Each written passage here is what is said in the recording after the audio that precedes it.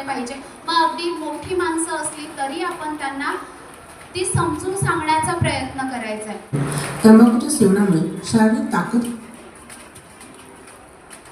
होते, त्याचबरोबर तोंडाची आज जे सांगितलं मी ते इतर लोकांना हे सांगून प्रेरित करेन. मोठे होऊन माझ्यात कोणताही व्यसनाचा गुण येणार नाही याची मी काळजी घेईन व तुम्ही देखील काळजी घ्या की मोठे होऊन आपल्याला कुठल्याही प्रकारचे व्यसन लागता कामा नये.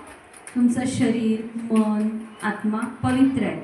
तुमच्या शरीराला किंवा मनाला अजून या गोष्टींचा स्पर्श झालेला नाही आहे.